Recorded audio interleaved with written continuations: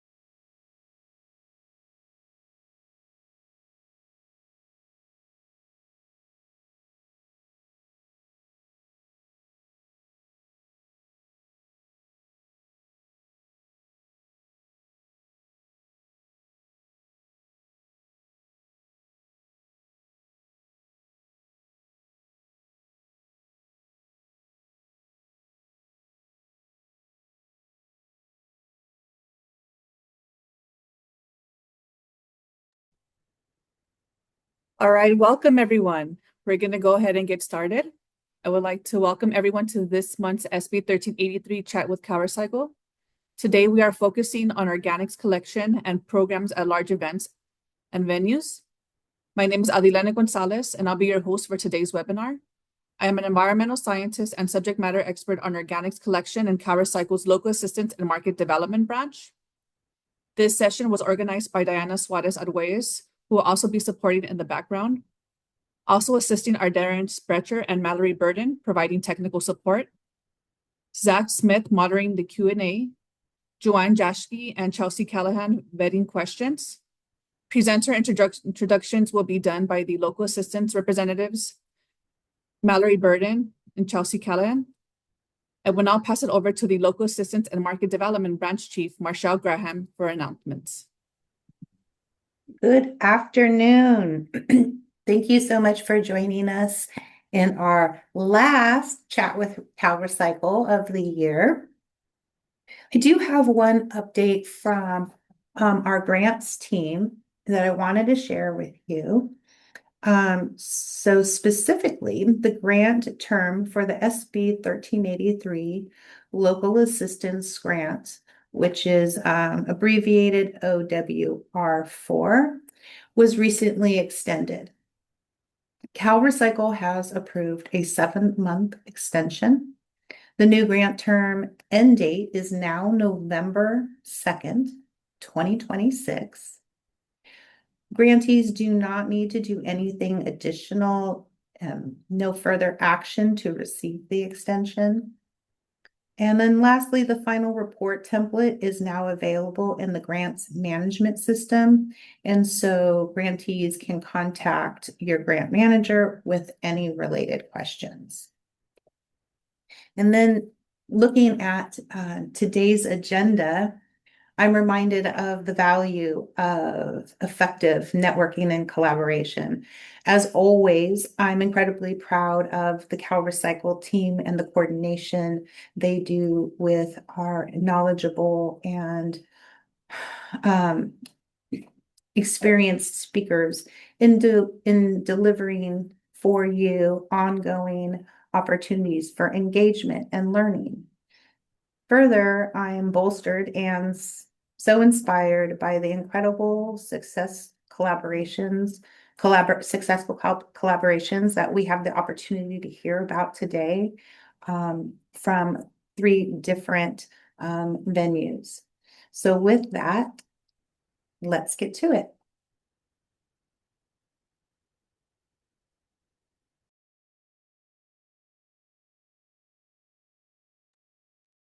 Thank you, Marshall.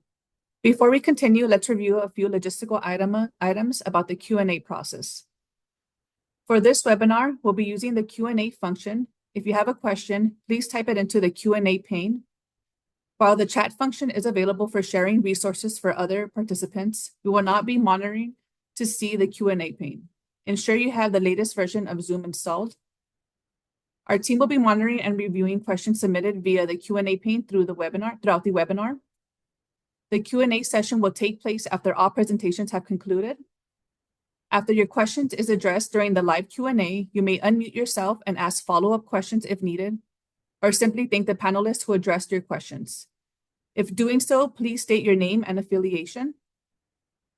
If you are unable to unmute yourself or access a Q&A pane, feel free to email the questions to slcp.organics@calrecycle.ca.gov using the subject line SB 1383 Chat with CalRecycle.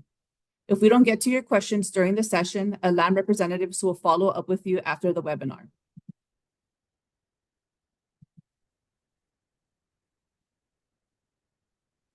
Next slide, please, Darren. For today's webinar, we have 3 presenters who will showcase successful organics collection programs at large venues and events. Los Angeles World Airports will discuss organics collection at LAX Airport. UC Berkeley will share their organics collection program at the Greek Theater and the Cal Memorial Stadium. Then San Diego Padres will discuss their organics collection program at Petco Park in partnership with Armrock and Republic Services. Before we begin with our presenters, I'd like to hand things over to Joe Rasmussen, who will provide a brief overview of SB 1383 requirements specific to large venues and large events.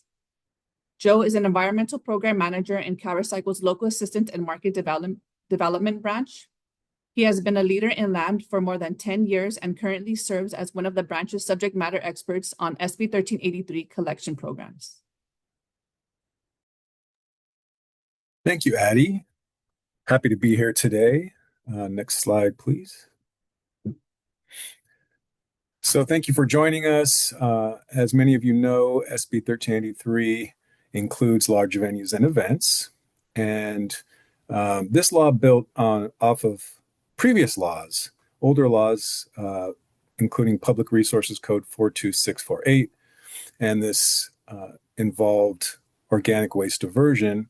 And SB 1383 adds on edible food recovery.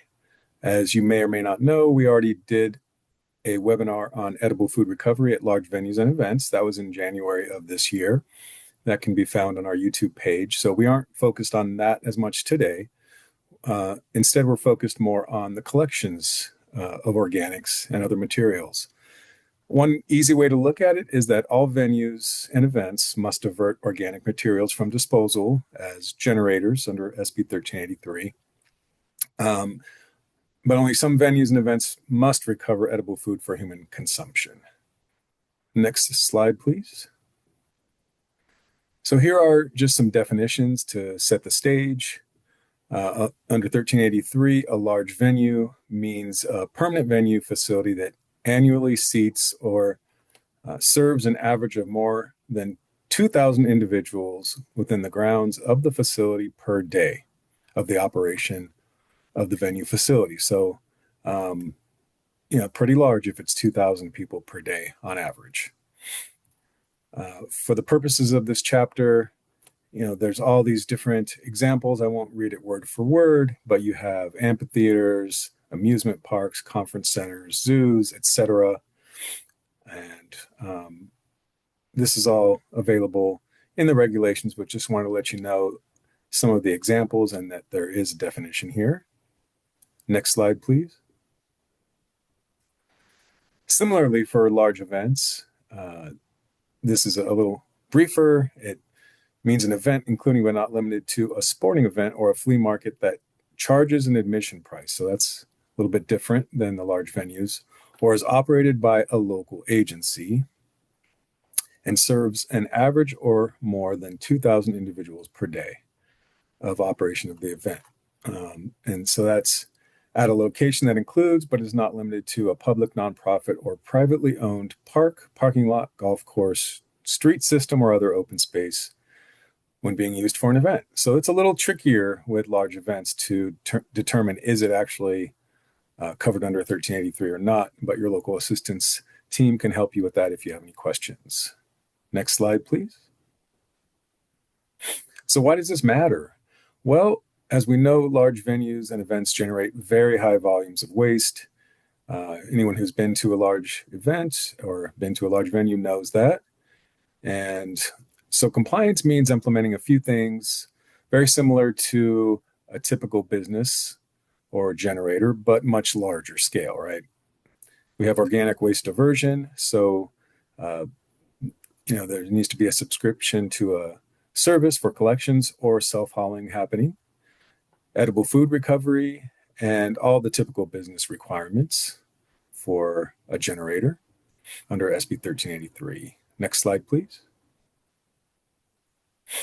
So the role of local jurisdictions and enforcement are, we have a few different things we have to look at. For example, monitor, inspect, and enforce SB 1383 compliance among large venues and events. Educate large venues and events as they do with all other businesses and large generators. That education and outreach is critical. In some cases, may require submission of a waste diversion plan. It's also important to inspect the record keeping and documentation for food recovery when applicable. In some cases, non-compliance may lead to enforcement actions under a local ordinance, so there's definitely an enforcement component. And collaboration between the venue and event operators and local jurisdictions is key for smooth compliance. So working together, as we'll hear about very soon here. Next slide, please. Lastly, just wanted to give you some resources. We do have our land and local jurisdiction contact page there where you can find people from different areas of the state. You have our 1383 main page for short-lived climate pollutants. We have our other webinar that I referred to earlier from January of this year on edible food recovery in large venues and events. And then, of course, this webinar that we're hosting right now will be on our YouTube page shortly after the webinar. And that's all I have for you. I'm looking forward to hearing all these awesome presentations. Thank you.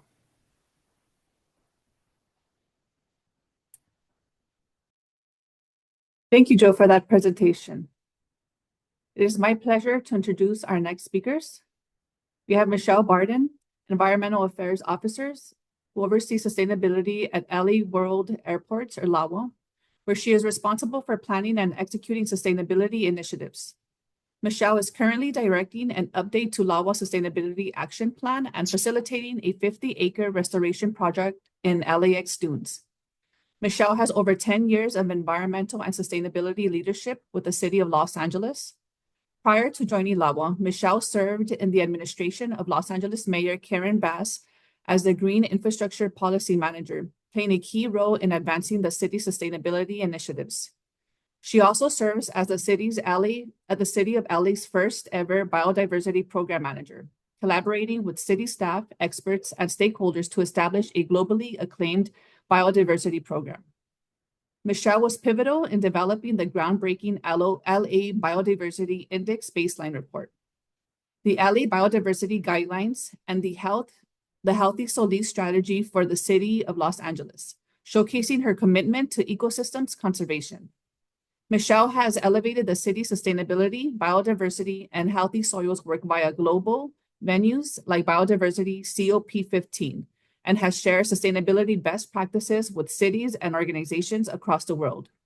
Throughout her career, Michelle has championed common sense climate initiatives like community composting and equitable growth of the urban forest that make Los Angeles greener, more sustainable, and more livable for all. Michelle serves as a board chair for LA Compost. We also have Ethan Small, who is an environmental specialist with LA World Airports Sustainability Team, where he supports airport-wide initiatives that advance resources, efficiency, regulatory compliance, and long-term environmental performances.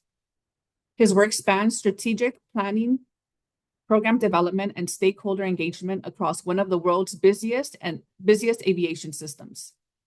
Ethan manages sustainability programs that align with state, local, and departmental environmental requirements and has led major operational initiatives, including airport-wide waste bin standardization to streamline waste systems and improve diversion outcomes. As LAX's zero waste lead, he is currently regularly facilitating trainings and workshops to institutionalize SB 1383 requirements and LAX's waste guidelines, ensuring consistent adoption across the diverse internal teams, tenant organizations. With a strong background in data analysis, Ethan develops metrics and executes level insight that inform decision-making and communicate progress to internal and external partners. He leads development and design processes of LAWA's annual sustainability reports, where these metrics are broadcasted to benchmark progress on LAX's and BNY's long-term strategic goals. We also have Andres Ramirez from. Andres is an environmental specialist at LA World Airport Sustainable Infrastructure Team, where he advances practical data-driven solutions that make airport facilities more efficient, resilient, and resource smart. His work centers on building energy and water benchmarking on translating performance data into actionable strategies that reduce consumption and support LAWA sustainability goals. By turning analysis into clear guidance, Andres helps shape low sustainability expectations are set and implemented across projects and operations. Andres has been key in the development of LAWA's new sustainable design construction policy and requirements, sustainability dashboards, annual sustainability reports, and improvements to building level benchmarking. Andres holds a BS in biological sciences from the University of California, Santa Barbara, and previously contributed to marine research and conservation at the Channel Islands National Marine Sanctuary, supporting data collection and ecosystems monitoring. In Los Angeles, Andres also contributed to plastic reduction efforts by developing and implementing strategies for waste minimization and public outreach as part of the city's comprehensive plastic reduction program.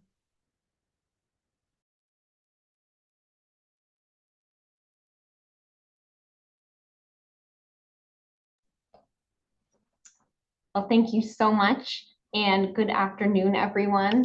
Thank you to CalRecycle for the opportunity to be part of today's CalRecycle chat. As mentioned just a minute ago, I'm Michelle Barton, and I'm an Environmental Affairs Officer at LA World Airports, where I oversee sustainability. Today, I have two colleagues with me, Andres and Ethan, two environmental specialists on our sustainability team, and collectively we'll be talking about zero waste at LAX. Next slide. So here's a quick overview of what we're going to be talking about today.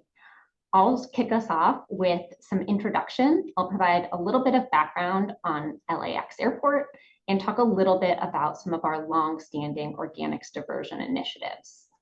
Then I'll hand things over to Andres, who will talk about our response to SB 1383 and how we have overhauled over 1,000 bins in our terminal areas, adding passenger-facing composting.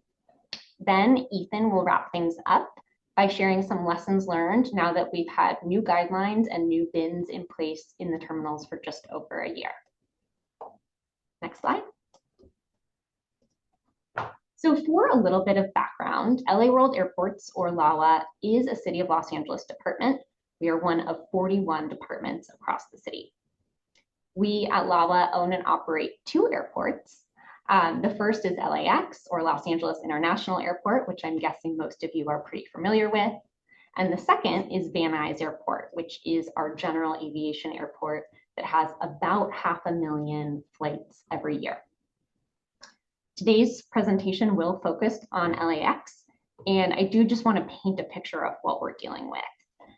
LAX is actually the 11th busiest airport in the world, and in 2024, we had over 76 million passengers come through our doors. Next slide.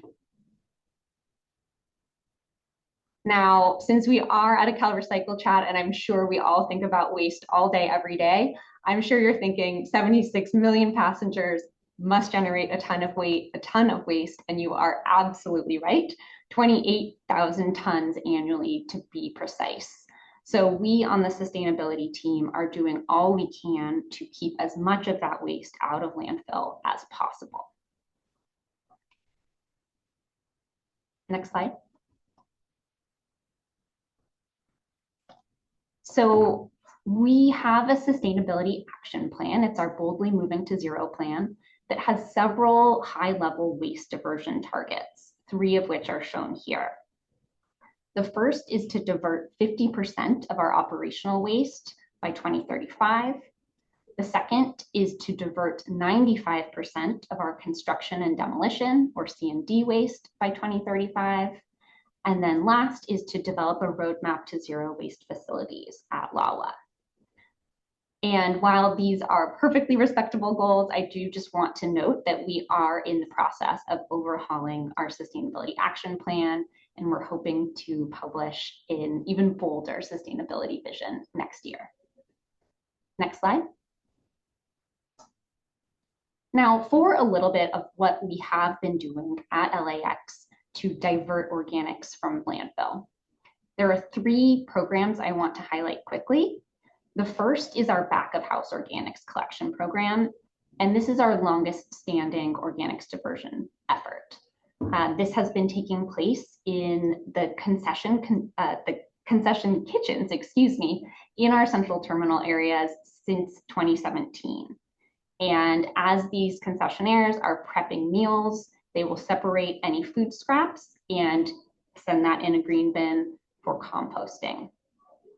This program has grown over the years, and in 2024, this program diverted almost 700 tons of organics from landfill. The second is our edible food donation program, and this program has been in place since 2021. This program also partners with our concessionaires in the central terminal area, but focuses mostly on those that sell prepackaged food. So they will work with various food recovery organizations like the Los Angeles Regional Food Bank to donate their unneeded food for recovery. This program donated 32 tons of edible food in 2024. Last is perhaps our most unique and my favorite of these organics initiatives, and that is our landscape waste diversion program. Many of you might be surprised to learn, but at the western edge of the airport, we actually have a 300-acre coastal dune ecosystem. And my team has the privilege of overseeing that system. It's a beautiful area of dunes that actually supports federally endangered and threatened species. And unfortunately for us, it does also have some invasive species. So we have a lot of acacia trees there. And we are interested in restoring that space. So we removed those acacia trees and have actually partnered with the LA Zoo to send all of that acacia to the LA Zoo as animal feed for gorillas, giraffes, and others. So this is a really cool way we get to keep organics out of landfill and send them to the zoo. And in 2024, this diverted 44 tons from landfill. So with that, I will hand it over to Andres. Thanks, Vishal, and let's jump into it. So to meet the ambitious goals outlined in our Sustainability Action Plan and to comply with California's SB 1383, we recognized that significant changes were needed at LAX. Our team began planning both the rollout of passenger-facing compost collection and an increase in mixed recycling diversion. This meant not only finding a way to expand our available bins, but also rethinking how we engage with travelers and stakeholders to minimize waste diversion, or to maximize waste diversion, sorry. Next slide, please. This leads us to the challenge. Early in our planning phase, we encountered our first major hurdle, which was the sheer variety and quantity of waste bins. At LAX, there are over 1,000 passenger-facing bins, many of which are mismatched and most of which were inconsistently labeled. Even within each individual terminal, there was no standardization in bin size, type, or labeling. Next slide. And this was only half of the puzzle. As we continued to develop an understanding of our existing situation and started engaging stakeholders, we quickly realized that the situation was even more complex than we had anticipated. On the screen, you can see what we expected our stakeholder map to look like when we first started this project. 4 key stakeholders that are each responsible for hauling waste out of the terminals. Seems simple, right? Well, next slide. It was too good to be true. Our stakeholder map quickly grew to 18 groups and dozens of individuals. The reality is that ownership of bins and waste collection processes at an airport is layered and nuanced. Within each terminal, there may be multiple groups that are responsible for servicing bins, and seemingly medial things, such as a bin being on the tile versus the carpet, may determine who services that bin. So, as you may imagine, stakeholder engagement really became a key pillar of this effort. Next slide. So, now understanding what we were up against, it was time to formalize a plan of attack. We partnered with a consultant, Recycle Across America, and got to work. We began with a thorough assessment of all 1,000+ bins, and based on the findings, Recycle Across America provided the following recommendation. First, to pair bins together, one trash to one recycle. This was mainly to avoid contamination of the blue bins. And this is really keeping in mind that our target is passengers that may be in a hurry and may discard any item in a blue bin if a black bin is not nearby. Second was to use standard labeling. Recycle Across America shared that based on their own research, most consumers will only dedicate a few seconds to decide where to dispose of waste. Standardizing labeling creates repetition and makes waste streams easily recognizable. Third was to add organics collection in the food courts, and this is because it is where most of the food-related waste is generated. And number 4, it was to place bins in accessible locations. This is to ensure visibility and encourage proper disposal. So what did these look like in practice? Next slide. Well, on the left, you can see the before, and on the right, you can see the after. We chose to reuse and relabel our bins, primarily due to cost, but throughout all of our terminals, all of our bins were paired and labeled. Not only that, but the labels identify acceptable and unacceptable items for each stream to make waste disposal simple and recognizable for non-English speaking passengers.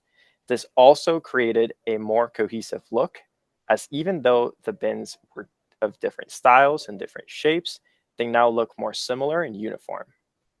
And we are proud to share that after this labeling effort, the number of recycling bins across the central terminal area, across all of our terminals, increased by about 43%, and we now have compost collection at all food courts.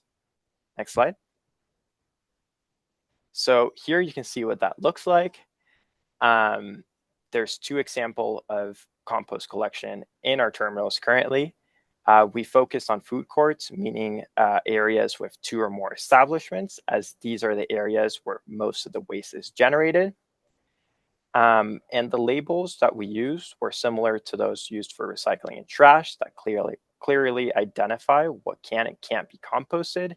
And custodial staff transports the compost waste to airside collection areas using the bins that were already in place for existing back-of-house kitchen recycling programs. Next slide. And the last thing that I will mention on the rollout itself is that these changes were accompanied by educational materials that are displayed across digital screens throughout the terminals. These visuals encourage passengers to look for new green compost bins in the food courts and explain what items are compostable. While there are limited opportunities for continued education for passengers, our outreach aims to make sorting waste intuitive and to foster a culture of sustainability amongst our travelers. And with that, I will pass it off to Ethan, who will dive into our ongoing efforts.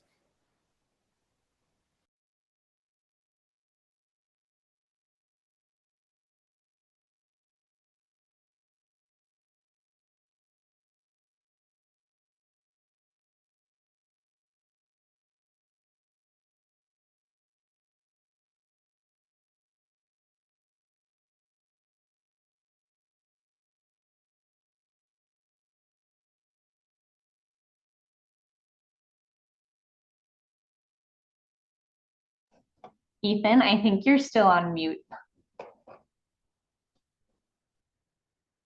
Sorry about that. Can you hear me now? Yeah, we can hear you now. Sorry, everybody. Thanks, Andres.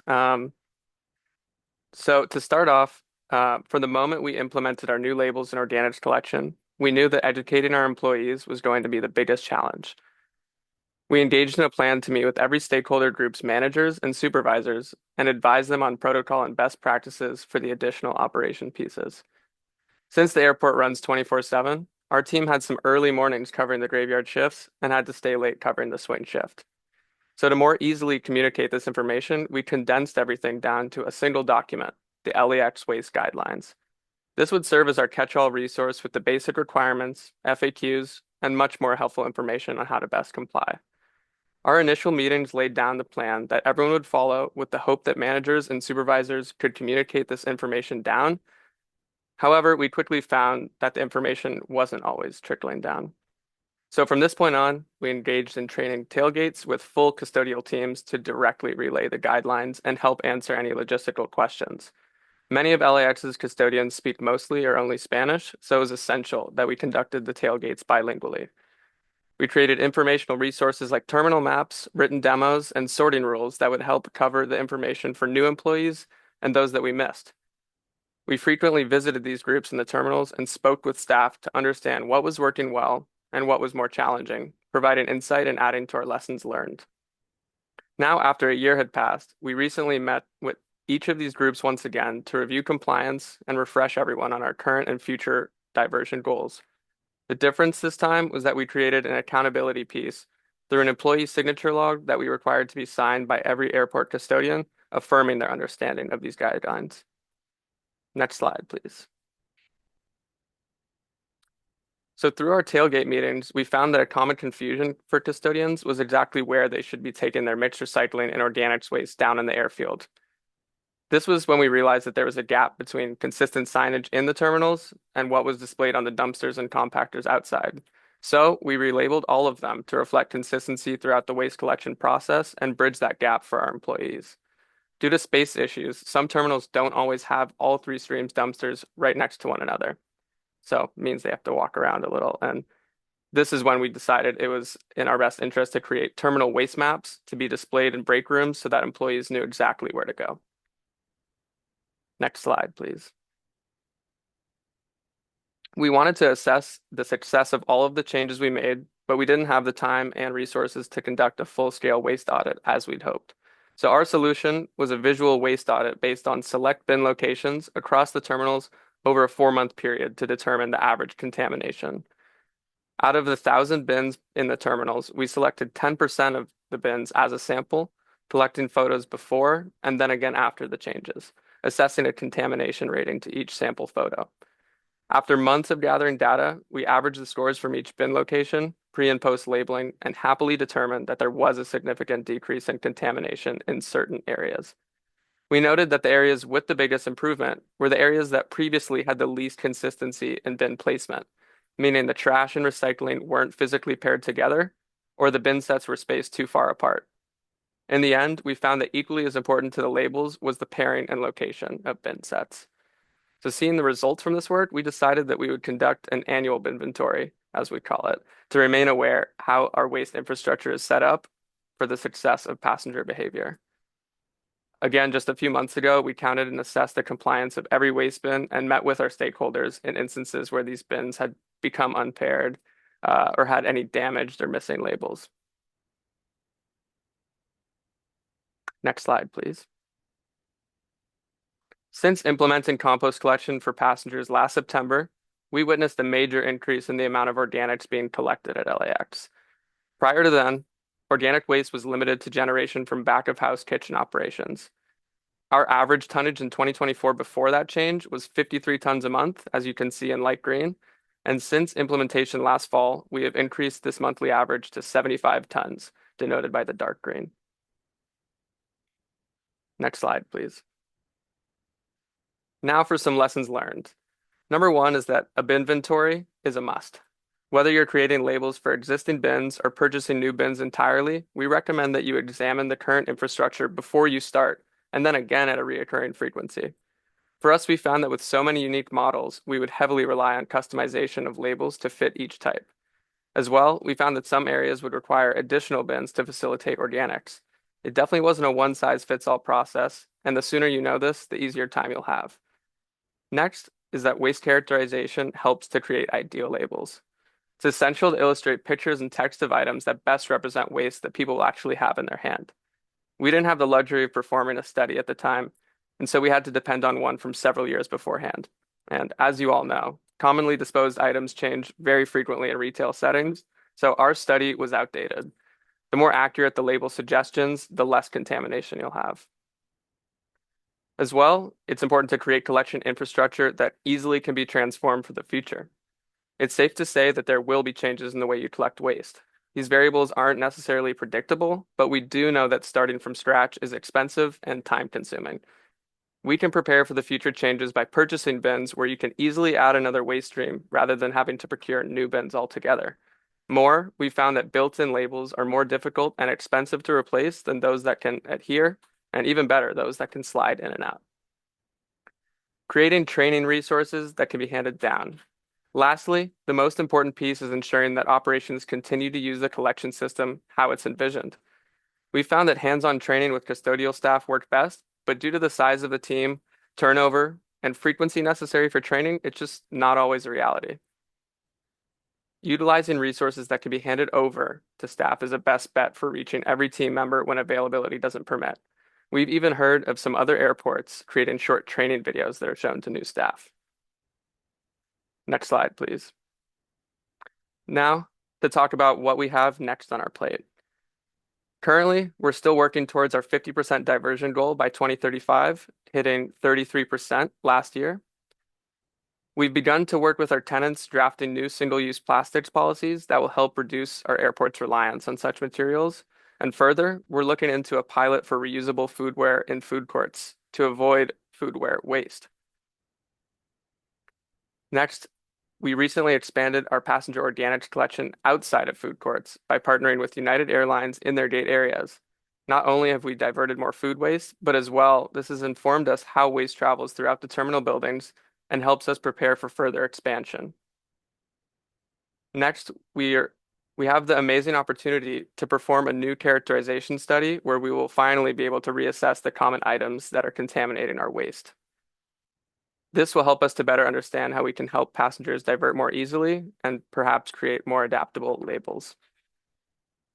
And last, our team is always looking for new ways to educate LAX passengers and employees on how to reduce their landfilled waste. We're excited about new campaigns that we will begin very soon in 2026. Last slide. So we just wanted to say thank you to CalRecycle for having us today. It's been a pleasure. And we appreciate all of you for listening in, and we hope you're leaving with at least one idea or one question you can bring back to strengthen your waste operations. Thank you.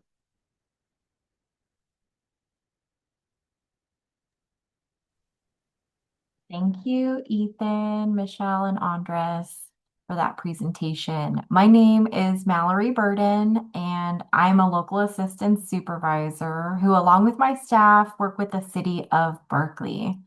It's my pleasure to introduce our next speakers, Lynn King and Samantha Bung.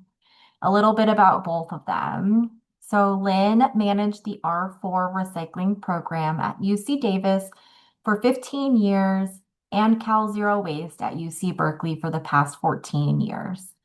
UC Berkeley has won the Pac-12 Road to Zero Waste basketball competition 5 times and has earned a US GBC True Zero Waste Platinum certification for Chow Hall. He is currently on the board of the Zero Waste Campus Council under the California Resource Recovery Association and the leadership board of the Collegiate Sports Sustainability Network. Lynn has also served on the board of the College and University Recycling Coalition, California Resource Recovery Association, California Collegiate Recycling Council, WR3A, and Zero Waste College and University Technical Committee. For Samantha Bunk, Sam is the new Zero Waste Specialist working in Cal Zero Waste Facilities Services. Sam is originally from Pennsylvania, but has been living in the Bay Area for the last 5 years, earning her PhD in chemical engineering at Stanford. Sam's research focused on waste systems such as plastic and lithium-ion battery recycling. Sam was also heavily involved with zero waste efforts on Stanford's campus. Sam is so passionate about waste that she spends many of her weekends sorting garbage and teaching people about proper sorting in Dolores Park for the nonprofit Race to Zero Waste. Lynn, Samantha, you can turn on your cameras and take it away. Great. Thanks, Mallory. Again, I would also like to thank CalRecycle for inviting us to present today. And just to let LAX know, I was actually just at that airport earlier this month attending Greenbuild. So it's great to see it personally and the changes that they've made. So, and a lot of things we're going to be talking about today actually aligns pretty well with the efforts I just saw what LAX presented. Next slide. So a little bit about UC Berkeley. In a sense, we are pretty much operating as a small city. We have pretty much the goals that align with what our students and community want to do. So two primary policies which originated back in days where we had a zero waste by 2020 goal, which is now zero waste in 2020 and beyond. So we continuously move forward to achieve our zero waste goals.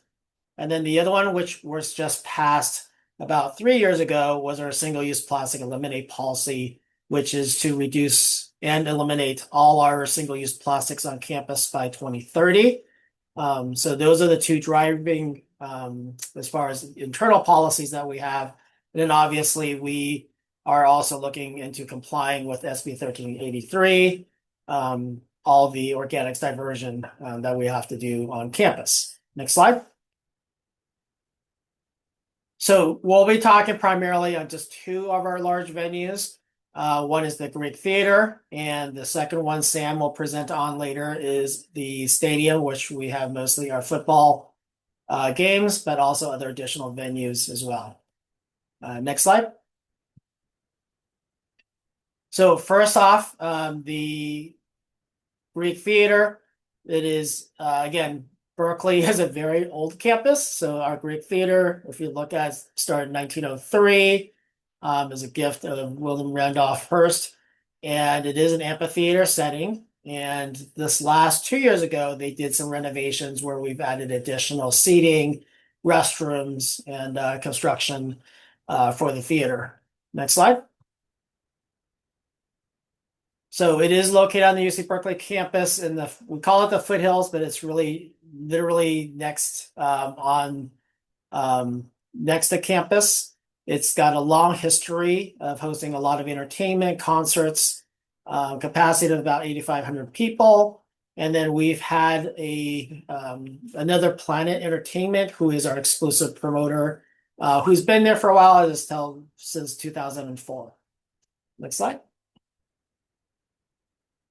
So as LAX mentioned, we do have primarily the most important part is a collection system. We use 23-gallon bins, and they're labeled, and they are spread out throughout the amphitheater. This is the main consistency, I think what LAX mentioned before, that is really important. I think I see the chat with all the municipalities we're listening in today is that I've seen a lot of just confusion if you walk from one street to another street of different bins, varieties, signage. So as LEX presented, I will definitely double down on what needs to be very important and less confusing to the public is very clear signage, bins, and color. And if my understanding is correct, 1383 also helps us finally get to the point of having the right color for the right bin. So again, appreciate finally the state doing that as part of the 1383 compliance is to make sure we all now can use the same colors. So it doesn't mean, as we've walked from location to location, people can be understanding what that means. And then on the other end, once the custodians and after the event is finished, we do bring it out. So we use two forms of transport. One is roll-off debris bins, which are about 10 to 15 cubic yards. And then on the other end, you see on the right is more of our what we call towable dumpsters, which also are being used for in colors, as you can see, black and blue. So interesting enough, I included this picture. One of the things we do struggle with, the people you see in these pictures are not our custodians. These are our scavengers who are ready and lined up, ready to go. So as funny, where our custodians place them in bins, the scavengers are ready to take them out. Being that our venue have converted to all aluminum cans or bottles, it is a high source of revenue. So they are very systematically and organized. As soon as our materials come out, they are taking it. So we are looking at securing that in the future so that we are able to get actually the materials and recycled versus having it all taken out and not part of our diversion rate. Next slide. So the other primary that's really important for us is kind of this interaction. And I will say who kind of connected us was Kathleen, who was with CalRecycle, attended one of our venues, saw the green team in action. So these are volunteers that Another Planet have asked for folks to come help sort, and in exchange for us to have them sorting through the bins and also educating is to have them be able to attend the venue, the concerts after they help us out. So the volunteers work exchange for attendance. We get a pretty good amount. And a lot of the students are from music majors, or they just, again, really would like to attend a concert without having to pay for the ticket, and assistance volunteering for us and Another Planet. But they, again, have the jackets you can see and are very visible, where our attendees and the audience in the Greek Theater can see them walking around and helping out. Next slide. The other one is just very important, I think, is in our strategy to get to zero waste, and also with compliance with 1383 is you do need to kind of look at what you're selling. And I've seen, again, having gone to multiple venues, that a lot of our concerts or indoor performance locations have converted. I think they all may have sat down and agreed to, but converted basically away from single-use plastics and all have gone towards aluminum cans, bottles, and water and other materials. So that was a great move, I think, from the industry. And we are seeing that certainly at the Greek Theater. And then and also matching with what we sell is converting to more paper products. So if you see the bin on the left, majority of the compostable materials is right now is either recyclable or compostable. So we get to the point of getting to zero waste by making sure that your concessions is matching to what our goals are at the end stream. So the upstream is really important. Next slide. So our next step, after reviewing a few of the things at the Greek Theater, also this is our current kind of moving into piloting. We have working with dispatch goods. We just started last week of kind of moving into reusables. We really think with trying to phase out compostable plastics, which at this point are not really compostable for us, that our next move is to adopt reusables as much as possible. So our union right now is starting the pilot with one of our cafes. But really, as I said, is looking at Greek theater last season. Most of the majority of product lines that they're selling, we can probably convert to reusables. And that would be, I think, really making our zero waste goals in compliance with not only 1383, which is the food waste and food materials, but the reusables, I think, would help us also move away from paper products, which again, although it's compostable, but I think the reusables are what we would like to go to. Next slide. So I will turn it over to Sam, who will now talk about our stadium and on our football season and what we're adopting there. Great, thank you, Lynn. So yeah, we're going to switch gears now to California Memorial Stadium, where our football team plays. Next slide, please. So Cal Memorial Stadium opened in 1923 and underwent some major renovations in 2010. So its capacity now is about 63,000 people. Next slide. And one of our major efforts at the stadium this season to improve diversion from landfill and also compliance with SB 1383 has been improving waste collection and infrastructure so that people know where to put their waste. So prior to the season, the stadium was using these waste cabinets featured on the left here. And we have since swapped them out with our Max R cabinets shown on the right. So these are made out of recycled high-density polyethylene, so HDPE plastic, and they're highly customizable, so we can swap the banner at the top there in and out, so we can update pictures of the items that are being sold in concessions at the stadium, so people can know where to put exactly what they're buying and what bin to put it in. And then we can also adjust the lids so we can change their colors and the shape of the opening as well. So this allows us to make adjustments in messaging and even in the waste stream collection. Next slide, please. So trash talk is so another effort we've made on this in the stadium is education for our patrons and fans. And trash talk is where we engage with the fans in the stadium to educate them on how to properly sort their waste. And we do that by using these fun signs as an attention grabber. So we'll station ourselves in the concourse level, either at our table, if we have a table for that game pictured here, where we can grab people's attention with our prizes like reusable utensil kits. And we'll also station my student employees and volunteers with these big round signs at all of the Maxar cabinets throughout the stadium, depending on how many volunteers we have, so that our volunteers and students can help people as they're like in the process of throwing their waste away, so they can help direct them to the proper bin. To engage further with students on our campus and educate them on the importance of waste, we also partnered with registered student clubs from UC Berkeley to help our maintenance crew with the bull pick at the end of the game. So the bull pick is what we call the process of collecting all of the waste left in the stadium seats by the fans after the game ends. So imagine 60,000 people leaving their drink cup or burger wrapper in their seat after the game ends. It's a lot of waste. And so our students, in exchange for tickets to the game and a financial donation to their club, they're helping us to specifically collect our reusable cups for the stadium. And I'll talk more about the reusable cup program in a moment. Next slide, please. So Lynn mentioned our single-use plastic elimination policy.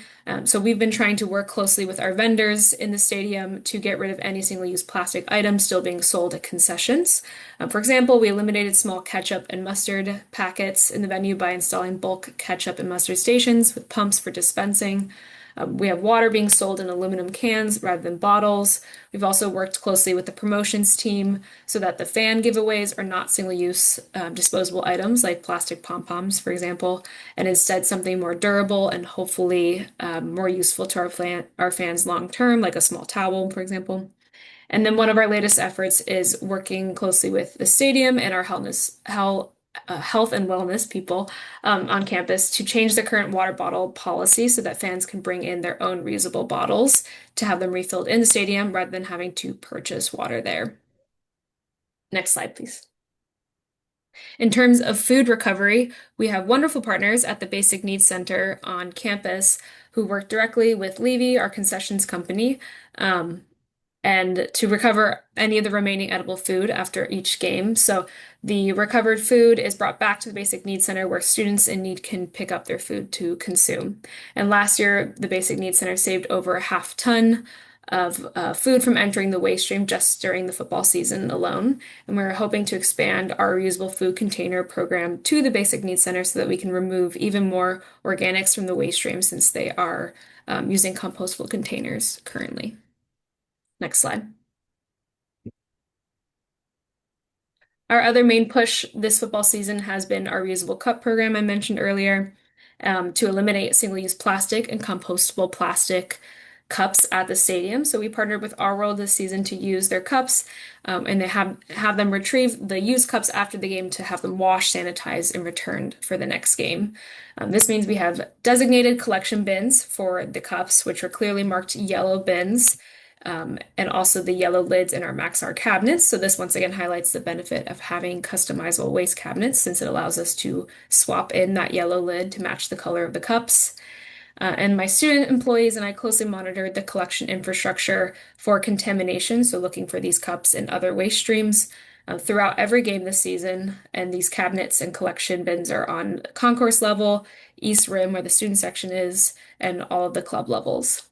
And as I mentioned earlier, we partnered with the student clubs to help us collect our World Cups in the ball pick once the game ended, which provided a great opportunity to educate students and show them the vast volume of waste that is generated from a large venue like this one. Next slide. So thank you for listening, and thank you again to CalRecycle for inviting us to this webinar, and we look forward to answering your questions at the end. So can we go one slide back? So I just want to point out, bottom right, that is Kathleen. She came to our zero waste game and actually helped us do the trash talking. And as far as I understand, Sam, she actually stayed till the end and helped us also retrieve cups. So thank you so much. So I know that Kathleen couldn't be with us today, but she did come and participate. So thank you for having CalRecycle see us in action.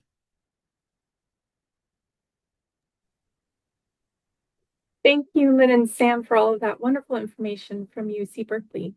My name is Chelsea Callahan. I am an environmental scientist with the Local Assistance and Market Development branch of CalRecycle and one of the subject matter experts of the SB 1383 collections. Before I introduce our speakers from the San Diego Padres at Petco Park, we'd like to share a video produced by CalRecycle's Office of Public Affairs that shows how game day discards are turned into compost. Let's take a look at how the San Diego Padres are leading the way at Petco Park and winning Major League Baseball's Green Glove Award.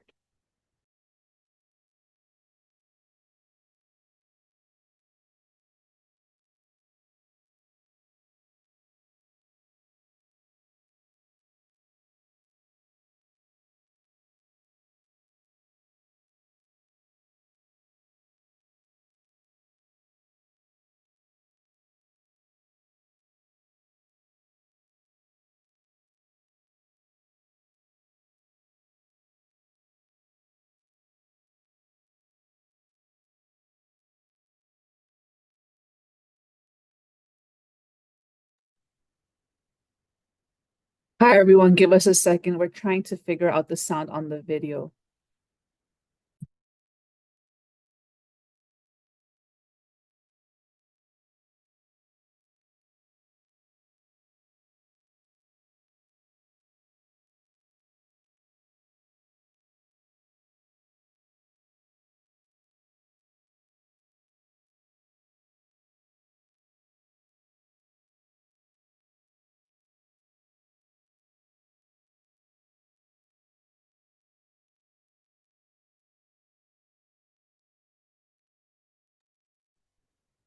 All right, it looks like we're still having some sound issues. Hopefully we can revisit this video at the end of our presenters presenting their slides here. So presenting today will be Becky Patlan, Director of Facilities for the San Diego Padres, Becky brings over 20 years of property management expertise and a passion for creating exceptional fan experiences. Over the past 7 years, she has advanced from facilities administrator to director, leading initiatives that enhance stadium operations and support organizational success.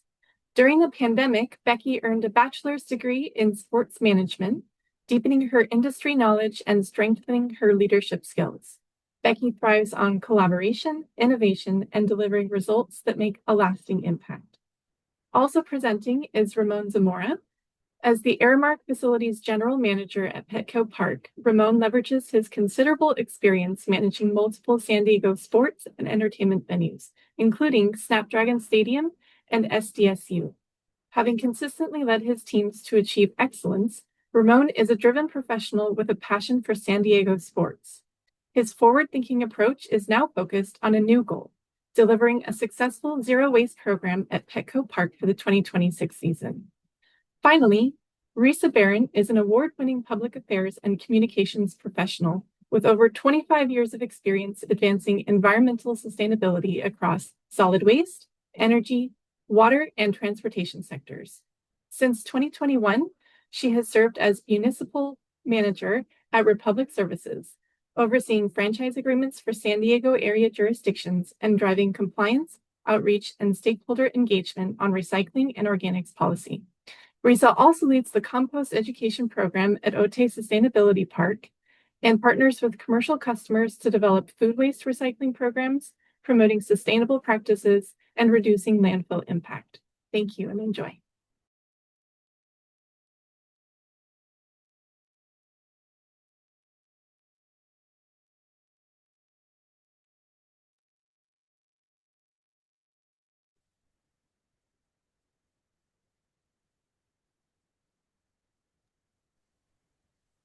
Becky, are you available to speak? I am. I just unmuted myself and took myself off of the video, so I'm not sure why it's not showing. Can you hear me? We can hear you now. Okay, but I don't see my video, so I'm not sure what's happening. We can hear you and see you, Becky. Oh, you can? Okay, perfect. All right, well, hello, everybody. I just wanted to start off our presentation with what the Padres have done as far as sustainability goes, and that'll lead us into the SB 1383 that we're currently working with. Since 2022, Petco Park has gone to 100% renewable electricity. We had 336 kilowatt solar array installed on the ballpark canopy. These panels produce more than 1 million kilowatts of renewable energy every year. We have the largest solar panel array within the MLB, and we have also been told that with this, we produce more solar than all of the MLB parks combined. We also went into a LED lighting and energy efficiency upgrades. By doing this, we changed out, in 2016, we replaced all of our sports field lighting with LED technology. This has made a significant change in the energy consumption. We were going from more than 1 million watts down to 500,000 watts or less, depending on what the event or sport was in the ballpark. We also have done water conservation measures with low flow water saving fixtures throughout the ballpark. That's both in the public restrooms and also where the front office staff, where they use the facilities as well. We also renovated our Gallagher Square Park, which is behind the ballpark. We did this in 2023. When we did this renovation, we used native landscaping and we have a stormwater management system out there so that we divert any of the pollutants would not go to the stormwater, but we have another system that we use that will divert anything from going out to the oceans. Just this year, we installed EV chargers in our Padres Parkade. We're very proud of this, and that is the picture you see there on the bottom where these are installed on each level of the parkade. We hope to find that many of our fans will use this during the 2026 season. And lastly, due to SB 1383, we knew we had to make some significant changes in our recycling program and start beginning a composting program. And we did start this in March of this year. We started it with our opening day weekend. And of course, it took baby steps, but we have grown by leaps and bounds with this program. And we're very proud and excited to share this with you. And with that, I will turn it over to Ramon Zamora, and he will tell you more about our program. Next slide, please. Oh, there you go. Thank you very much. Thank you, Becky. Welcome, everybody. So as you look at our presentation, it's very baseball themed. So being that we're working with the Padres over here, you know, the biggest challenge we discovered is game day waste. So what you see on the screen is our TSA, or the trash sorting area. Typical day would be on your left there. After a game, if you see what our staff kindly refers to as Trash Mountain, will be there on your right. And as you can see, the problem we have is a high volume of waste generated by tens of thousands of fans in a single game. The waste is a complex mix of waste. Obviously, we have food waste, you know, recycling waste, trash waste. So it's all put together within our whole stadium. And obviously, our goal is to divert as much waste as possible from the landfills through our recycling, composting, moving to sustainability, and ultimately zero waste. Next slide, please. Hi, Ramon. Sorry. Is it okay for you to turn on your camera, please? Oh, it didn't turn on. I'm sorry. No worries. There we go. Oh, Thank you. there it is. Okay. So first, fan-based sorting is the first line of defense for us. So obviously, we have a couple things that we engage our community with. We have Know Before You Go, which is our online options. Staff and also the guest will know about what we have at the ballpark and what we offer for sustainability options. You know, what you can bring into the park, what we do with our waste, but also, as you see here, with kind of the theme of everybody on this webinar is that, you know, labeling is very important. So with our trash cans, they have labeling on there, basically pictures of what we have in the ballpark and where they go in the streams. So you have your plastic, you have your recycle, you have your food waste, and the compostable plastics. Down below, same thing. We also have the max R's, similar to what you saw at Cal Berkeley. Ours are just the two streams, obviously, because and we'll get to that why we just had the two streams afterwards, but the recyclables and then where you would put your landfill and compostable waste in that green receptacle right there. And looking at the strategy, as we're talking about, the in-stadium situations, fan education, and then obviously we have the green teams is something that we use as well, but it's more of a postseason for us because as you'll see, Aramark takes care of most of the green portion of that, where we do the waste sorting and ultimately get all the waste and sort it out so it can go to the right areas. Next slide, please. So Padres sustainability communication. So like I mentioned before, we have the Before You Go email, which talks about to the ticket purchaser what they need to know about Petco Park, what we offer here. We also have the Padres A to Z guide. It's on the website as well. If you want to have a more in detailed depth of what we have here and what we offer, you can always go to that website and it'll give you exactly where and what we do with our waste and where it goes. Public service announcements are always one of the first things we have during each of the games. So as you're sitting down and you're about to enjoy the game, there's always a public service announcement that comes onto the screen and also over the loudspeaker. So that each guest is aware of what we offer and also where they can put their waste. And lastly, there's signage all around the ballpark, not just on the waste receptacles, but on billboards, on walkways, on stairwells. There's signage everywhere, so that way that the staff and also our fans know where to put the trash. Next slide, please. So what you see here is the behind-the-scenes sorting of the back of house. So on the two pictures up above, we do use a nonprofit organization, Urban Core. They do our bowl picks, similar to what you saw at Cal Berkeley. Ours are not students. Ours are the nonprofit Urban Core. They are students with that corporation. But what they do is they basically, after a ball game, they go through and they pick throughout the ballpark. Their strategy is essentially they pick anything larger than a quarter. So they do stream their picks. So they have a stream that goes through and picks all the recyclable first. Secondly, they go through and pick all the waste. And lastly, they have a Q&A, or I'm sorry, a QC stream that comes in to make sure that they don't miss anything, or if something were to have been overlooked, they take care of that. And that happens all post-game collection. What you see on the bottom of the screen there is our staff for Aramark. Those are our trash sorters. So once we get those 2 bags, and we're down to 2 bags now, we use the white clear bags and the blue, the white being for compostables and landfill waste, and then the blue being for recyclables. So what you see there is our staff at the sorting tables, which we had manufactured, and they sort through each bag, and you can see some of the signage behind them. But as they go through each bag, they sort all the compostables that go into those toters you see at the end of the tables. They push them all into the toters, and later on, those are pushed into the compostable waste container, which we have inside the TSA. But each sorter roughly is about a team of 10 that goes through all the bags, and they sort through all the bags, taking out any recyclables and landfill waste, and we send all the compostables into the compostable dumpster. Next slide, please. So as you can see, we do have the diversion streams. So these signs are available in our TSA for our sorters, again, using the same products that we sell in the ballpark. So you'll see the different types of plastics of their 1 and 2.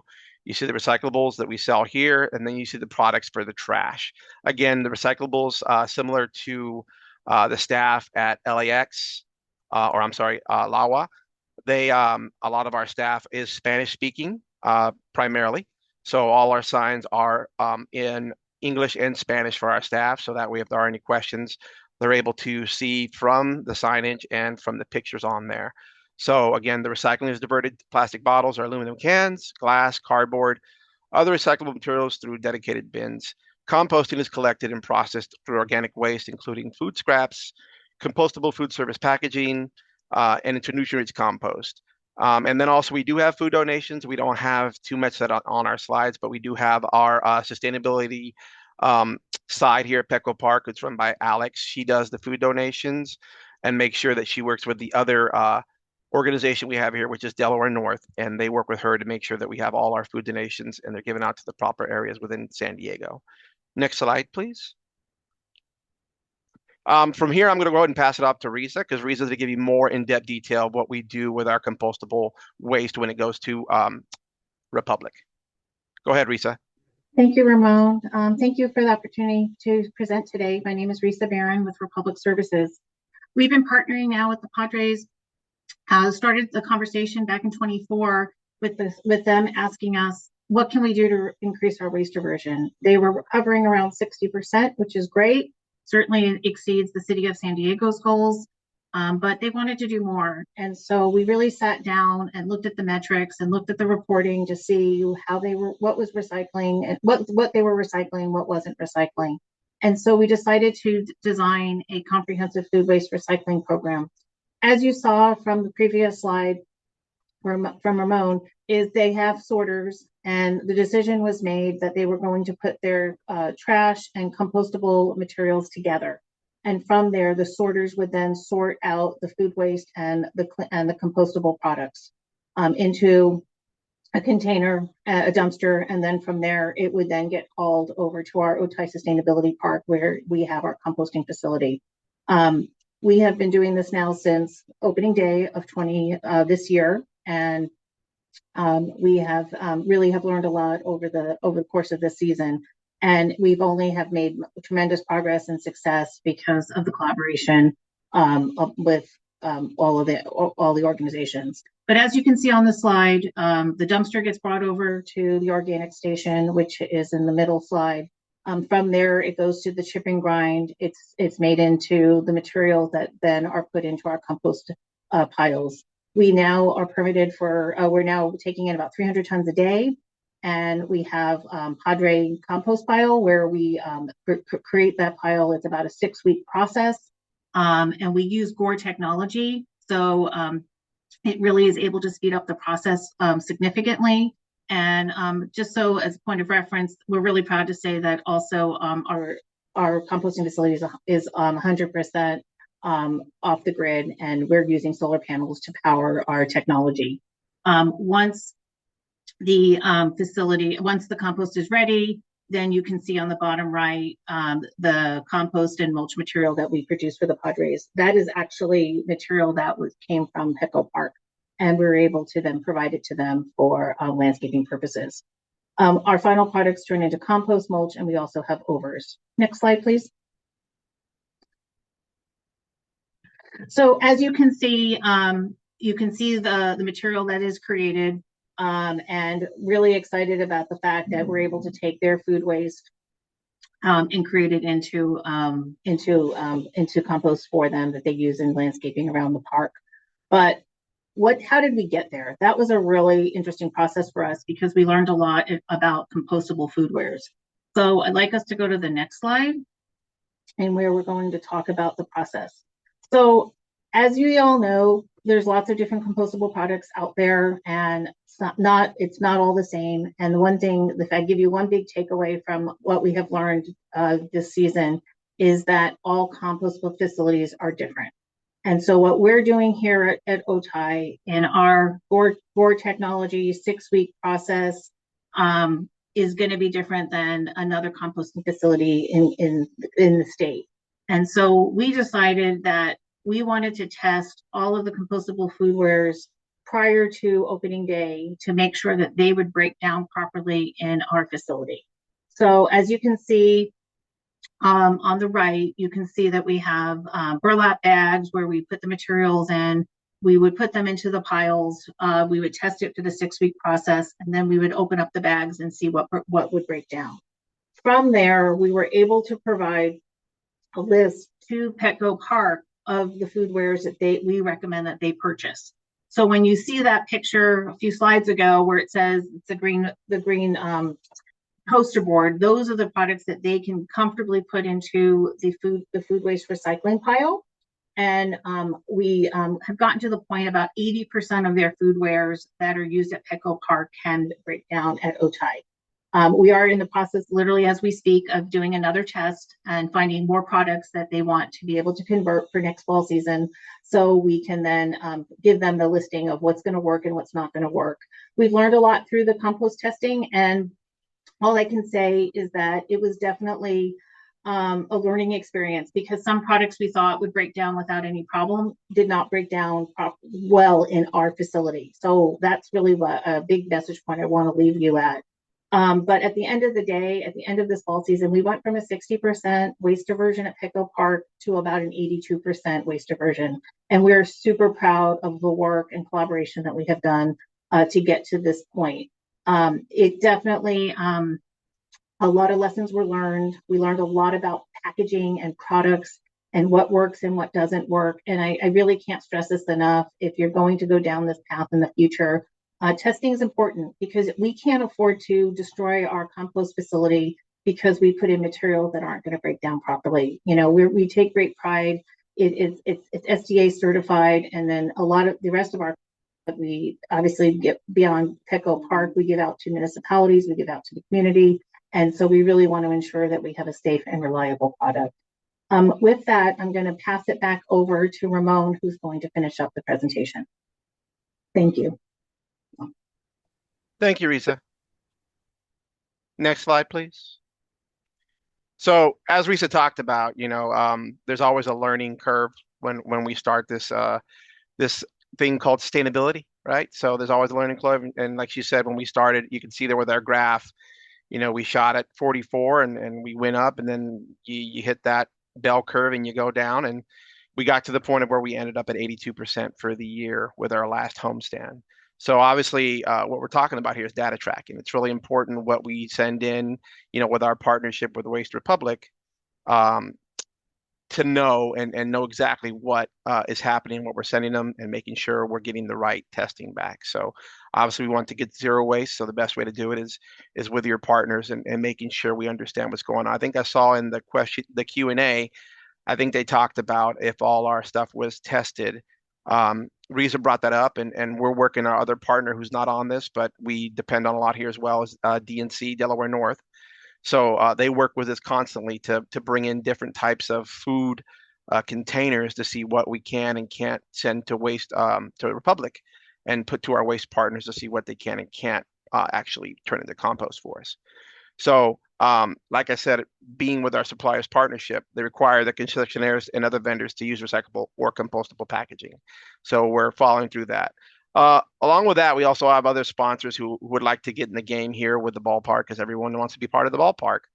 We're working with other sponsors such as our paper providers that are trying to get us better paper that will help and also be more compostable when they go into our waste streams. Next slide, please. That being said, our accomplishments have brought us a little accountability here. Here's some awards that we've gotten here at Petco Park. The main one there you see in the picture is the Green Glove Award, most sought after by most ballparks. So Petco was able to go ahead and hoist that this past season, and basically show what our efforts are doing for the ballpark. And like I said, there's other awards listed there as well. But the Green Glove Award is the most sought after, and I think we broke the streak that the San Francisco Giants had for quite a while. So kudos on us. Next slide, please. And then just to finish off our presentation, like I said, it's based off baseball, and usually when you have a Grand Slam, you need 4 participants, and there they are: the Padres, Republic Services, Delaware North, and ourselves over here at Aramark. Obviously, we're working together, and we have not too much to go, but obviously, as you saw with all the other presentations we've had so far, there's other options. We are pursuing the reusable cups here as well. The program is kind of in its infancy right now, so we're working on that, but it may be something that we'll also have supplied to our guests. But we're looking every day through our partnership with ourselves, the Padres, Republic, and Delaware North, to find more impact that we can help supply to our fans and also help supply to our sustainability overall here. And the biggest thing I could take from all this is the call to action, right? When we put stuff out for our public to see, signage is the most important part. They need to be able to see what's out there. They need to know where it needs to go. And lastly, they also want to know what's happening with it. So being full frontal with what you have, like we have in the video, hopefully it'd be good to go after this presentation, shows exactly what we do with everything that happens here at the ballpark and how it helps the San Diego community. And we appreciate you guys listening to us for today. I think that's the last slide.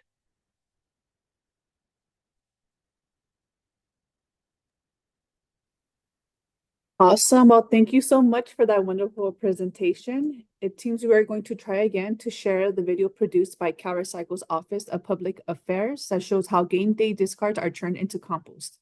Let's take a look at how the San Diego Padres are leading the way at Petco Park and winning Major League Baseball's Green Glove Award. A lot of fans lining up to see the Padres, and that's a lot of nachos, a lot of hot dogs, and a lot of potential waste at Petco Park. Let's go behind the scenes to see how the Friars are fighting pollution by turning food waste into new products. The San Diego Padres won Major League Baseball's Green Glove Award for the highest diversion rate in baseball. Here's how they do it. Step 1. Test everything to make sure compostable food containers break down as advertised. The Padres partner with Republic Services to verify. We're going to begin by shredding them up, tearing them up, and take them over to our burlap bag with the products as well as the compost. Soak them, and then these piles will get sent directly into our windrows here. At the end of this process, we'll see the before and after of the breakdown of the products. Step 2, order smart. The Padres prioritize truly compostable, recyclable, and reusable items for their concessions. Earth-friendly options can help the team phase out single-use disposables altogether. Step 3, educate fans. A pregame announcement and easy-to-read signs help fans toss things in the right bin. Step 4, sort it all. Behind the scenes, staff hand-sort discards to pull out every recyclable and compostable item. These signs are updated as new eco-friendly products are added to the lineup. Step 5, compact it. The Padres have 5 compactors for pickup, 2 for recyclables, 2 for compostables, and 1 for trash. Now this is how you build a waste-free future, turning what used to be trash into compost to feed our crops and enhance the beauty at Petco Park. The Padres are partnering with Republic Services to help California lead in cutting waste and pollution in landfills.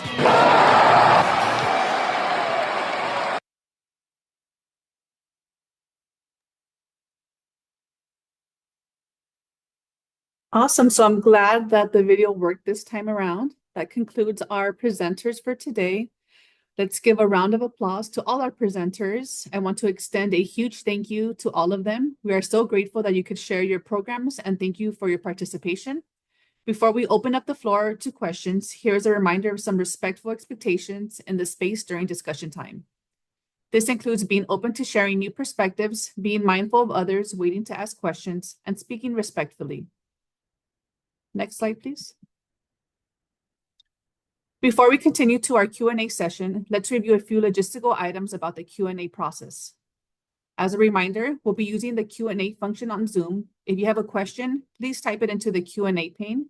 While the chat function is available for sharing resources with other participants, we will not be monitoring the chat for questions. Please make sure to use the Q&A pane for that. If you do not see the Q&A pane, ensure you have the latest version of Zoom installed. Our team will be filtering through your questions. After your question is addressed during the live Q&A, you may unmute yourself and ask follow-up questions if needed, or simply thank the panelists who addressed your question. If doing so, please state your name and affiliation. If you are unable to unmute yourself or access the Q&A pane, feel free to email your questions to slcp.organics@calrecycle.ca.gov using the subject line SB 1383 Chat with CalRecycle. If we don't get to your question during the session, a land representative will follow up with you after the webinar. Now I'll pass it to the floor to Zach to begin our Q&A session. Thank you, Addie. All right, let's get started. The first question we have is from Patty O with Cool OC, and this question was directed at CalRecycle. The question being, is the grant mentioned at the start for nonprofit organizations as well? More info, please. Chelsea, take it away. Hi, thank you so much for your question. The grant mentioned is for cities and counties, regional or joint power authorities, and special districts. This is an existing grant for which the grant term has been extended. More information can be found at the SB 1383 Local Assistance Grant Program homepage at CalRecycle, and I'll also drop the link to that homepage on the chat. Thank you. Thank you, Chelsea. Our second question is from Natalie Sanchez. The question is, LAX's new labeling looks concise but extremely effective. What is the most effective part of the label, in your opinion, when communicating to a diverse audience, i.e. pictures, colors, QR codes for more info maybe? And I wanted to pose this question to Andres first, but after Andres wraps up with his response, if any of our other panelists want to chime in, you guys are welcome to. Andres, go ahead. Thanks, Zach. And thank you, Natalie, for the kind words and for your question. In my opinion, the standardization aspect of the labeling and the color coding is the most important to create consistency and to really make each waste stream easily recognizable. In terms of what is on the labels itself, I would say that the most important component is the images of what does and does not belong in each waste stream. This simplifies decision-making at the time of disposal. And in our case specifically, it communicates to non-English speaking passengers what each waste stream is, and more importantly, where to correctly dispose of their waste. During one of our terminal walks, Ethan and I actually had a nice moment where we saw a little girl looking at the images on the labels to decide where to dispose of her aluminum bottle, and it worked. So in this way, the images can both be a universal language and turn the labels themselves into educational material. And I don't know if there's anything that Michelle or Ethan want to add there.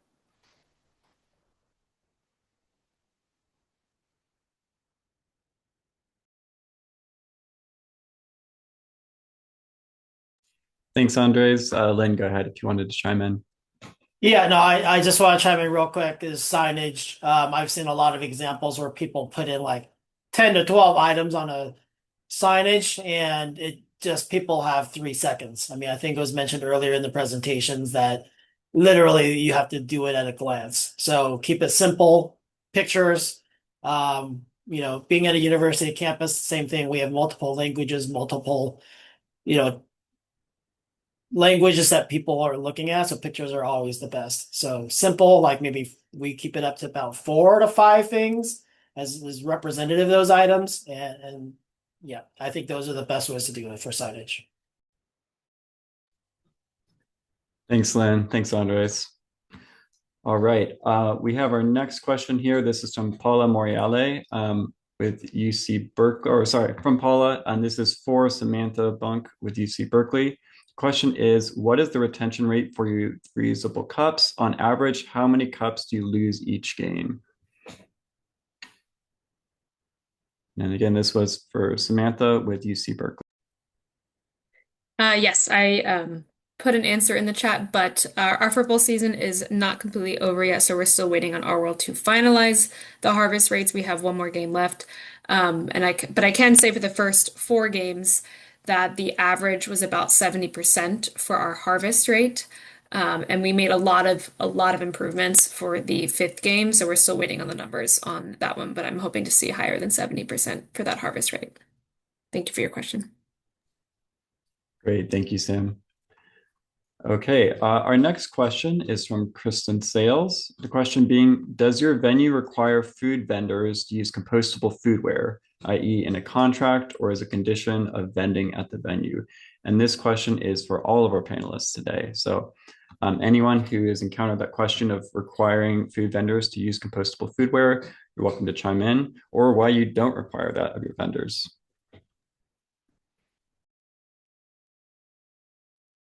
I'll chime in. This is Becky with San Diego Padres.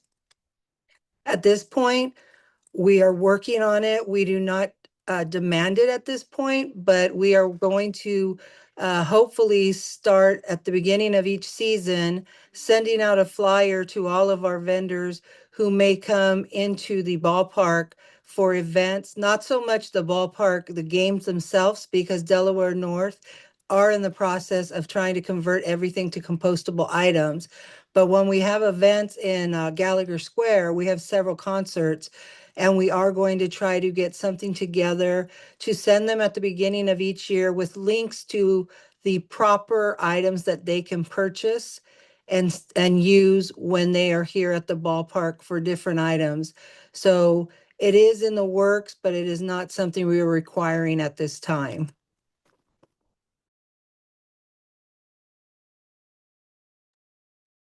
I'll chime in. We have not required. We've been communicating what we would prefer and recommend. So as I mentioned in my presentation earlier, the indoor venues for music and concerts and all that seem to have got the messaging. So I've gone to multiple venues and they've switched from plastic bottles to mostly aluminum everywhere. So I don't know who made that decision, but certainly I think their industry decided that was important and everyone is complying without us requiring them. So that was good to see. I mean, I will think that most of the venues now are switching to fiber. I was mentioning paper products without the coating or even the plastics, the compostable plastics. I think that's also being kind of seen at most of the concessionaires. So that's been also good. The last one I'll mention, which I think has been more of a success that I've seen, is the performers. So we were recently working with Stanford when they had Coldplay at their stadium. And apparently it was in one of their riders through Live Nation that they had to have zero waste or recycling or reusable. So I think that's a very strong ability to have them, whoever's performing, come to our venues and say, hey, we want this to see this at your Greek theater, or we want to see this at your venue for us to come to play. So I think that's where our ability is. I also heard, I think in Miami, F1 required in order for them to continue at the Hard Rock State, the Hard Rock location, that it was in their requirement that they would have to recycle and compost. And so again, I think from the driver would be the people performing or using the facility, that this must be there in order for them to come. Go ahead, Michelle. Yeah, I can chime in for Lala. We also do not require compostable foodware, and it's something that's complicated for us just because our composting site cannot break down BPI certified compostables. And so unless we were able to get everyone to be 100% compliant with 100% fiber-based, we then have a contamination issue. So we're working with our concessionaires but we do have 100 across the terminal areas. So it's a lot to organize and something that we're hoping to pilot over time. Thanks, Michelle. And thank you, Lynn, as well. And Lynn, I believe that in the case of Coldplay, I've heard of them doing that for all of their tours, of being really diligent about having sustainable options at their venues. Our next question was from Daniela, and this was for our Petco Park panelists. The question is, why did you make the choice to commingle organic waste and trash instead of having a third bin? And again, this is for our Petco Park panelists.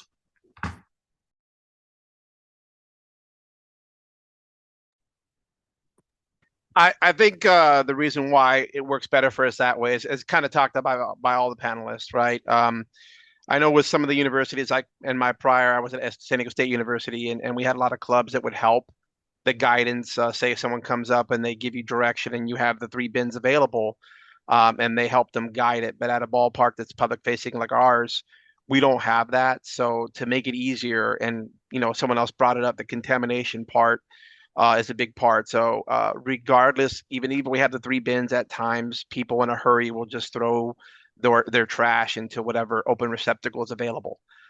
So how we combat that is Aramark does the sorting once it goes down there. So we streamlined it down to 2, the blue and the clear, bag wise. So that way we can see what's in there, and we're able to sort out down below at the final step, so we can get it to our partner over Republic. And maybe Risa, you could talk more about why that's a little bit more important, that we send something correct to you rather than send you a bag that says it's compostable and it's not. Sure.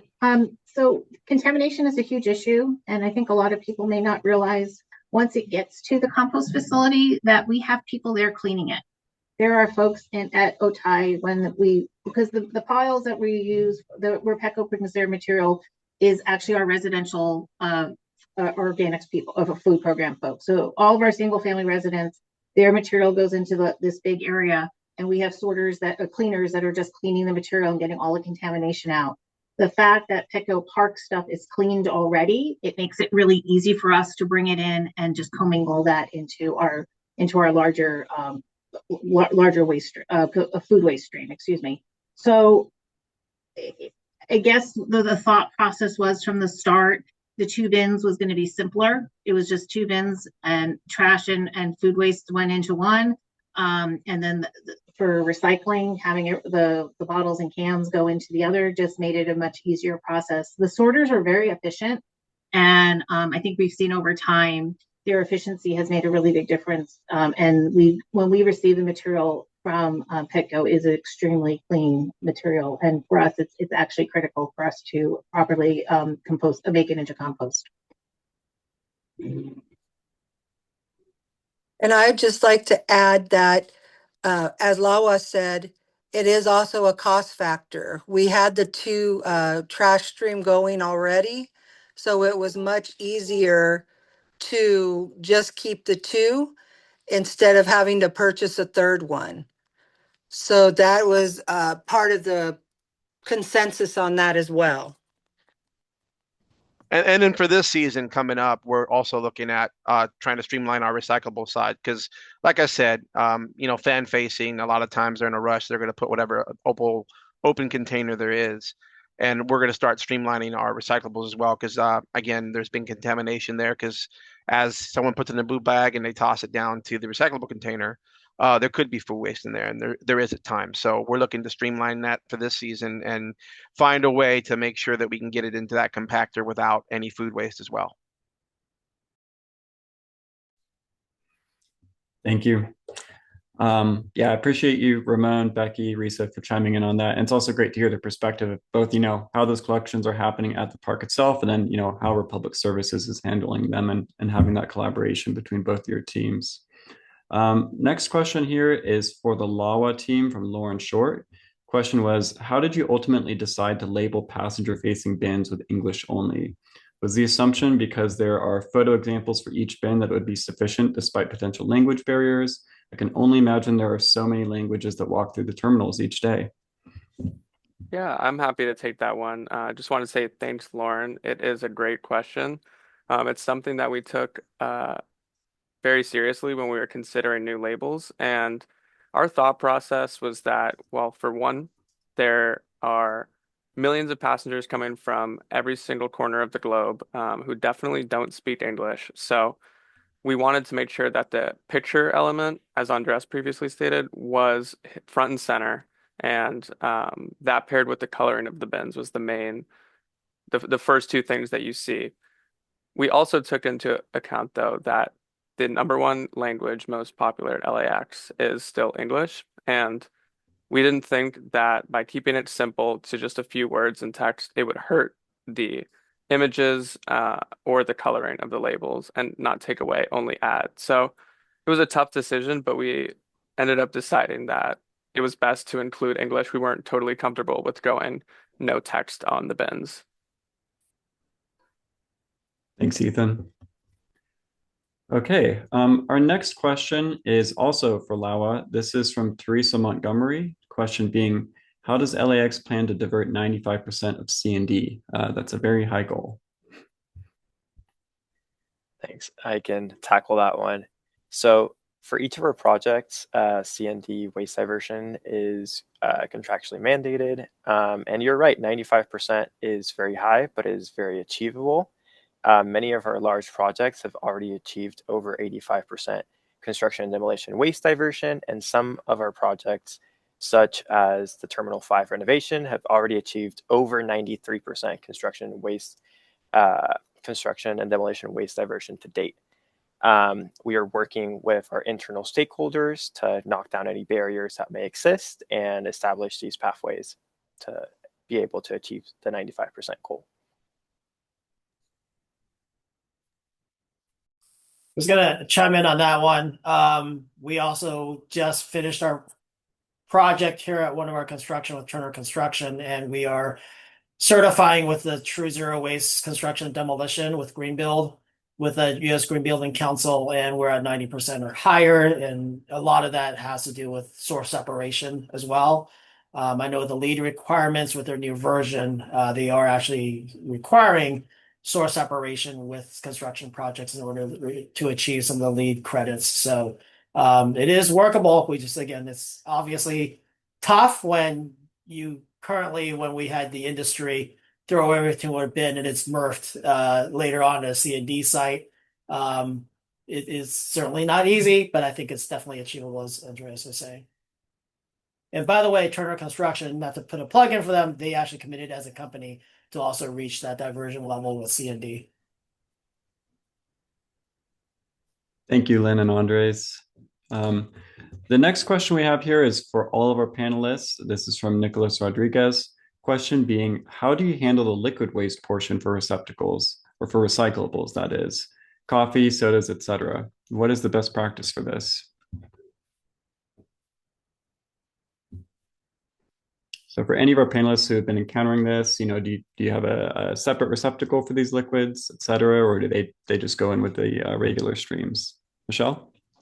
I can start on this. I don't think we have a perfect solution, but because liquids are problematic to go through TSA, we do have a lot of pour stations that are just outside of our security areas. So we do get a lot of liquids poured out there.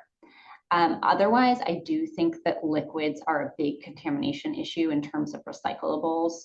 As Ethan mentioned, we haven't done a formal waste characterization or audit for a minute, but some of our friends at SFO Airport in San Francisco have, and their waste audits, just for reference, show that 9% of their waste stream is liquids, and that 43% of their recycling is contaminated because of liquids. So I think it still is a major problem for other airports. We just don't have quite as granular of data as SFO. For us here at the Padres, since we sort the trash, our sorting tables have drains, so we normally pour out any liquids, say if they're in a coffee cup or a closed container beverage. We pour that out and then we put it down the drain. And like I spoke about earlier, so since we have the two streams of the recyclables and the waste with compostables, our blue bags currently are going into the recyclable container compactor without entirely being sorted, that leads to what you're talking about with the contamination and the liquids in the waste. So that's what we're working on for this year. We'll be working with our partners to see what we can do to try to eliminate that and try to give a better turned-in product to our partner with Republic, and we don't contaminate our recyclables as well. So that's our goal for this year, to try to work on that and find a way. So we may have to expand our sorting to where we're trying to get to those. We do have a chute system where our blue recyclable bags do go down a trash chute to the compactor. So we're looking at ways that we might supersede that, intercept those, and empty all the liquid waste and just send down actual recyclable that doesn't have any contamination. Thanks, Ramon. All right, we have one more question here for, again, all of our panelists, all of our presenters. This question is from Danae Kirkwood. For those who are in the process of piloting reusables, have there been any clear successes in the pilot so far? Anything that has surprised you?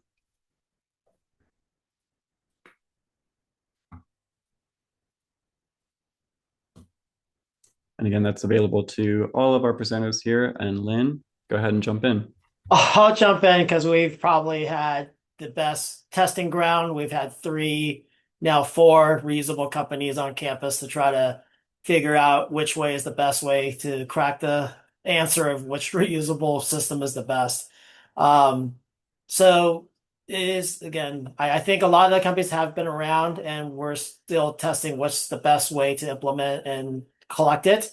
My strategy now, I think, as we'll cross over to SB 54, and looking at that, hopefully in the future, next year we'll be talking about how to do reusables.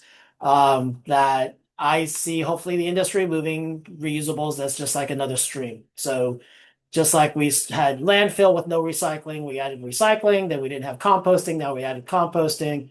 I see it as a hauler or a company that we probably use reusables as our next stream, is kind of where we're going. Thanks again, Lynn. Our next question here is for the Padres team from Shayla Moriarty. Can you further explain the structure of how they implement RMARC to do the sorting in terms of cost, incentives, agreements, and stakeholders for all the entities involved? Again, that's for our Padres presenters.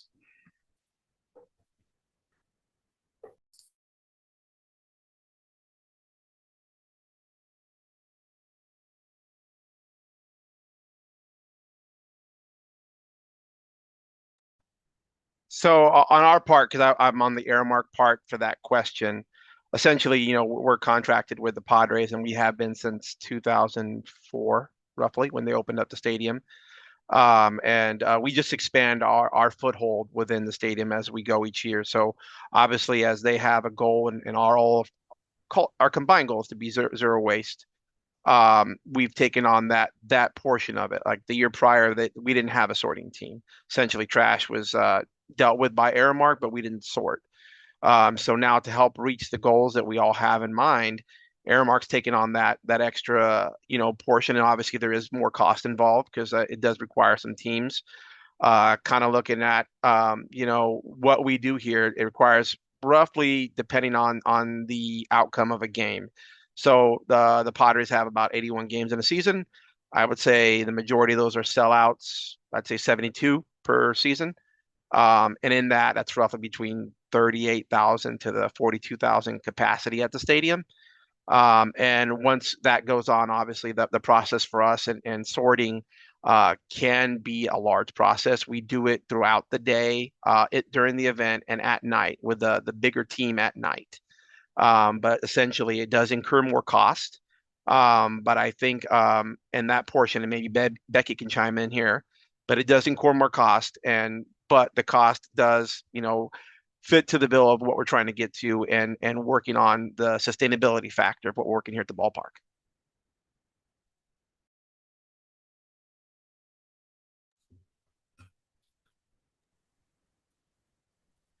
Yes, when we decided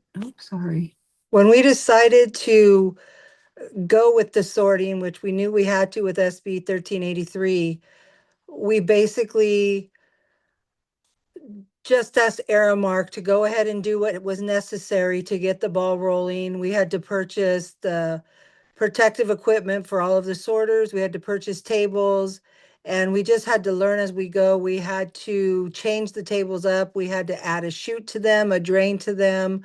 We had to have proper drainage in our trash sorting area. So it really was kind of doing it blindly, I would say. We didn't really know what the cost was going to be. We just knew it needed to be done. So it was very successful. There was more money involved. We did tell Aramark that we did need them to start doing this. And so we will have to add some sort of a addendum to their current contract just to make sure that we have accounted for the sorters necessary, and that will take care of any of the stakeholders when they have questions on what's going on. We will have it in black and white so everybody will be on the same page. But for anybody who's going to start doing a sorting program, it sometimes you do have to go into it blindly because you learn as you go. We've learned we need 2 new tables, so we did account for that in our budget for this year. But going into it last year, we really didn't know. We just did a lot of guessing. And so I would imagine at the end of this year, we're going to find we went over budget in that line item. But all the stakeholders involved will be aware of why, and we will have answers to any of their questions. Thanks, Becky. And we had a follow-up question on this too, that maybe this one might be a good one for you, Ramon, which is, I know you mentioned a little bit of the sorting taking place during, both during the day and then after the events at night, but about how long does it take to sort, those materials that are coming into you guys at the Padres Stadium before they're sent to Republic's compost facility, and around how many folks are on the sort line? This was a question from Colin. So essentially, kind of like Becky said, it was a trial by error. So when we first started, we assumed it wouldn't be as heavy. So we started with roughly about 3 sorters per shift. And what we found is we're currently working with 4 sorting tables with 2 sorters on each table. So there's 8 people on the actual sorting team. We have about 2 runners, because if you remember the pictures, we had these small little gondolas or toting whales, whatever the industry calls them. We have those which were at the chutes of the tables to push down all the compostables. So we have 2 of those runners taking those back and forth to the composting bins. And overall, there's 1 supervisor down there. So roughly about 11 team members per team for the day team, for the event team. And then the night team takes a few more because we're getting all the trash that we've collected plus what Urban Core brings us. So there's 2 teams delivering trash at night, the Urban Core team, and then there's our team. So there's a bit more, but essentially we'll turn around a whole game day, and we'll have that ready to be hauled by 4 a.m. the next morning. So it is a long process. It is tedious. But as you perfect it, you start to find the things. And then we have found times where if it is a smaller attended game, there may be less needed in the morning. So we cut down that staff and we'll remember the smaller team because there's not such a big demand in the morning. But essentially, it does take the full day from morning through into the evening. And we have a plan already with Republic where they haul the trash, all compactors, usually all 5 of them the next day. So we're ready to go for the next game. Awesome. Thank you, Ramon. And I know Becky mentioned that, this is the sort of process where you guys just had to, try throwing things at the wall and see what sticks. So I really appreciate you digging into those details and, giving us some insight into what works and what doesn't. Our next question is from Grace Hernandez with the City of Menifee. This one was for all of our presenters. And the question was, what do you do for cooking oil from vendors at events? Is there any way of capturing that waste stream that you guys are using?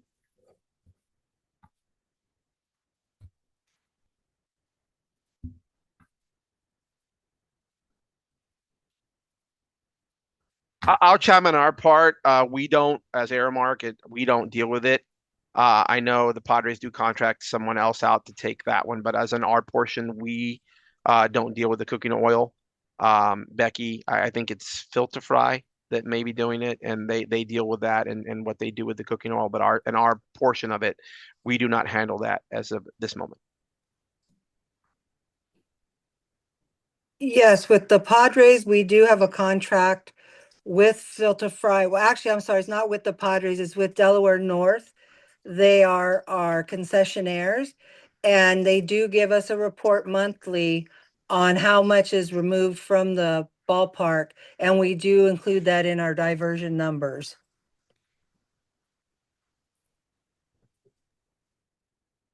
So I think I'm not sure if this is continuing, but I thought there was a pretty good market where the oil is picked up and it's made into biodiesel, which is still, I think it's high in demand actually. We kept asking and they're like, yes, this is something that the industry continues. So I think most of our oil increase is picked up and it is being turned into biofuel. Thanks, Lynn.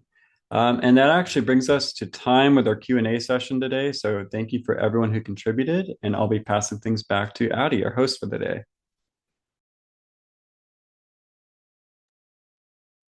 Thank you, Zach. This concludes today's SB 1383 Chat with CalRecycle. We are incredibly grateful to all our presenters for sharing their insight and to all our attendees for taking the time to join us and learn more about SB 1383 implementation. Your engagement is what makes these chats so valuable, and we appreciate your participation. Before we end, I wanted to share that a recording of this webinar will be posted on CalRecycle's YouTube channel in about a week. Now I'll turn it over to the Local Assistant and Market Development Branch Chief, Marshall, for closing remarks. Good afternoon again. I'm just blown away by all the information that we were just privy to. I want to thank each one of the participants, not only for your vision and for what you have developed, but for sharing it with CalRecycle and your peers, our stakeholders. This will be the last webinar I mentioned for the year, but it is, again, one of the most